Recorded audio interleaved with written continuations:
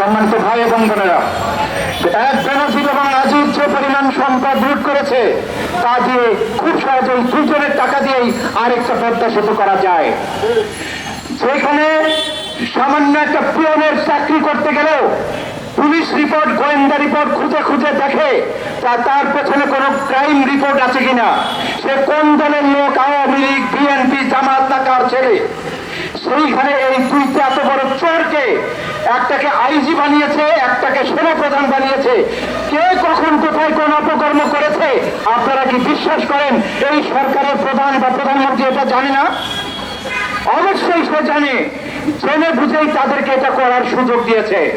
কারণ তাদেরকে ক্ষমতা দখলে রাখার জন্য, ভোট ডাকাতি করার জন্য, বিরোধী দলকে গুম করার জন্য, ক্রস ফায়ারে দেওয়ার জন্য, নিশ্চিহ্ন করার জন্য এদেরকে ব্যবহার করা হয়েছে। সুতরাং এক্সচেঞ্জের মাধ্যমে তাদেরকে আপনি ব্যবহার করেছেন। প্রয়োজন শেষ, এবার আল্লাহু আকবার বলে কুরবানি দেওয়ার জন্য এবার লাইনে দাঁড় করিয়েছেন। তারপরেও কথা আছে, দুদক দুর্নীতি দমন কমিশন তারা অনুসন্ধান করেছে, কয়েক হাজার কোটি টাকা সম্পদের সন্ধান পেয়েছে। সন্ধান পাইলে যদি এটা বিএনপি বা জামাতের নেতা হতো, ওই লোক বাইরে থাকতে পারতো? এত সম্পদ আপনি বাজেয়াপ্ত করলেন, ক্রোধ করলেন, ওকে ধরা কেন হয় নাই? এখনো একটা মামলাও কেন রুজু করা হলো না? এই দুর্বৃত্তের বিরুদ্ধে এফআইআর করে আগে জেলখানায় ঢুকান, তারপরে তদন্ত হবে। এরপরে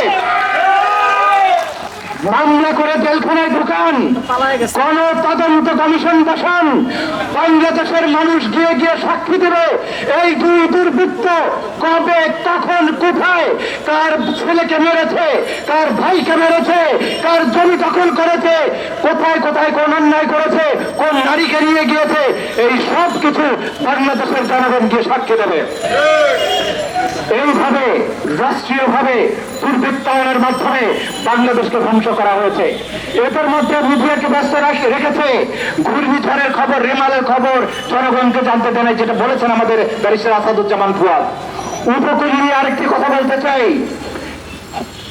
হল্যান্ড বা নেদারল্যান্ড নামে ইউরোপের একটি দেশ আছে, যেই গোটা দেশটি সাগরের পানির চেয়ে অনেক নিচে, কিন্তু পুরো দেশের চারিদিকে শক্ত করে বাঁধ দেওয়া আছে যাতে সমুদ্রের পানি স্থলভাগে প্রবেশ করতে না পারে, ফসল নষ্ট না হয়, বাড়িঘর নষ্ট না হয়।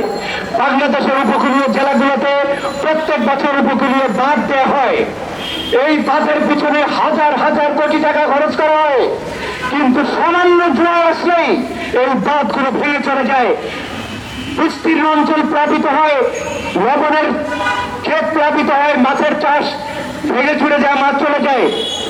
এই হাজার হাজার কোটি টাকা দিয়ে এমন উপকূলীয় রক্ষা বাঁধ করা সম্ভব যেটা আগামী 100 বছরে ভাঙবে না, কিন্তু তারা টাকা খরচ করে ঠিকই বাঁধ নির্মাণ করে কাদামাটি দিয়ে, আগামী বছর আসার আগেই যাতে যা ভাঙে। এই দুর্বৃত্তরা রাষ্ট্রকে এইভাবে ফাঁপা করে দিয়েছে। আগের দিনে ইংরেজ দুর্বৃত্তরা ছিল, বিদেশি বেনিয়ারা ছিল, এই দেশের সম্পদ লুট করে ইউরোপে নিয়ে যেত, লন্ডনে নিত। আর আজকে ইউরোপ এবং আমেরিকান বেনিয়া বিদেশিরা বেনিয়া নয়, আমার দেশের বেনিয়া বাংলাদেশের জনগণকে শোষণ করে তাদের টাকা নিয়ে আমেরিকায় বাড়ি বানায়, ভার্জিনিয়াতে গল্ফ ক্লাব বানায়। আমরা বেনজির আর আজিজকে নিয়ে কথা বলি, তাদের যিনি গড মাদার আছেন তার নাম উচ্চারণ করতে ভয় পায়, কিন্তু তার সুপুত্র ভার্জিনিয়াতে গল্ফ ক্লাবের মালিক হন, রাজপ্রাসাদ বানান। এটা নিয়েও এই দেশের নাগরিকদেরকে, সাংবাদিকদেরকে এটা নিয়ে কথা বলতে হবে, অনুসন্ধানী প্রতিবেদন করতে হবে। প্রিয় ভাই বোনেরা, আজকে এই বিক্ষোভ জাতিকে সচেতন করার যে কাজ এবি পার্টি করছে সেটি অব্যাহত থাকবে। আমাদের সাথে আপনারা থাকুন, যত সীমিত সামর্থ্যই হোক এই দেশের মানুষের স্বার্থের প্রশ্নে এবি পার্টি কথা বলবে, সংগ্রাম করবে, প্রয়োজনে বুকের রক্ত দিয়ে হলেও এই দেশকে আমরা রক্ষা করবো ইনশাআল্লাহ। সবাইকে ধন্যবাদ।